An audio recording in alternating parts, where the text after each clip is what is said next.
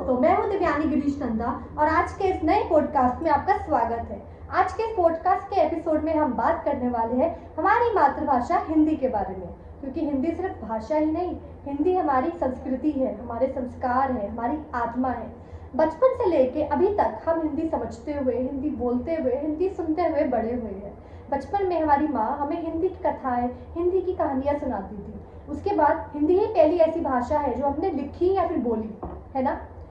तो आज के इस एपिसोड में हम सिर्फ और सिर्फ हमारी मातृभाषा हिंदी के बारे में बात करने वाले हैं, यानी हिंदी कैसे बनी, हिंदी भारत में इतनी प्रसिद्ध क्यों है और हिंदी कहाँ कहाँ बोली जाती है। तो चलिए शुरू करते हैं। जैसे कि हम सब जानते हैं, हिंदी भाषा का इतिहास बहुत समृद्ध है और महान भी।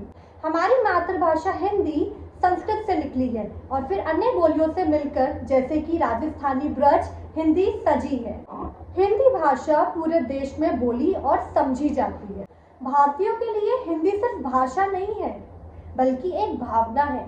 हमने अपने पूरे बचपन में हिंदी की कहानियाँ सुनी है, हिंदी की कथाएं सुनी है। फिर हम जैसे जैसे बड़े हुए हैं, हमने आगे अपनी जिंदगी में कदम रखा है, तब भी हिंदी ने हमारा बहुत साथ दिया है। चाहे तुलसीदास जी की रामचरितमानस हो या फिर प्रेमचंद्र जी की कहानियाँ, इन सब ने मिलकर हिंदी भाषा को एक नई ऊंचाई दी है और ये हमारे लिए बहुत गर्व की बात है। हिंदी भाषा देवनागरी लिपि में लिखी जाती है और इसमें 11 स्वर और 33 व्यंजन होते हैं।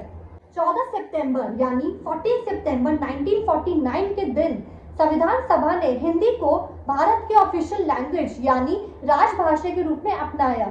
यही कारण है कि तब से लेकर आज तक हर साल 14 सितंबर को हिंदी दिवस मनाया जाता है। जैसे कि मैंने आपको पहले बताया, भारतीय अनुच्छेद 343 के हिसाब से हिंदी हमारी मातृभाषा है।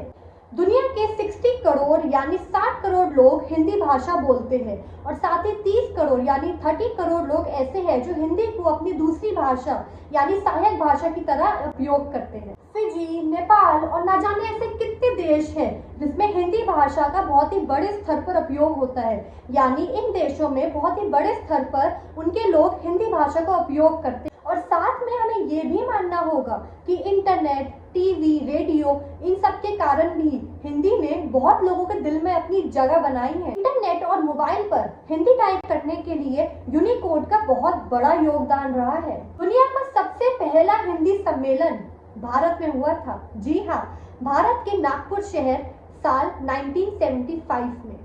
हमारी मातृभाषा हिंदी के ना कुछ ऐसे मुहावरे हैं जो भारतीयों ने तो जरूर सुने हुए हैं, जैसे कि सांप भी मर जाए और लाठी भी ना टूटे।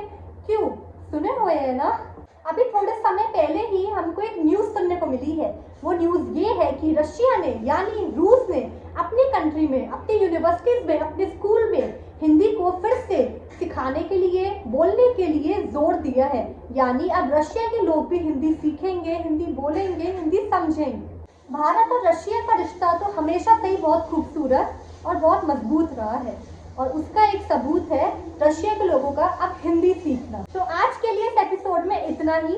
मैं उम्मीद करती हूँ कि इस एपिसोड को देखकर आपको मजा भी आया होगा, कुछ नया सीखने को भी मिला होगा और हमारी मातृभाषा हिंदी के ऊपर और ज्यादा गर्व महसूस हुआ होगा, क्योंकि मुझे तो ये एपिसोड बनाते हुए भी गर्व महसूस हुआ और बहुत कुछ नया पता भी चला। धन्यवाद मुझे सुनने के लिए। अब हम मिलते हैं हमारे नेक्स्ट एपिसोड में नेक्स्ट टॉपिक के साथ। तब तक के लिए खुश रहिए, सतर्क रहिए।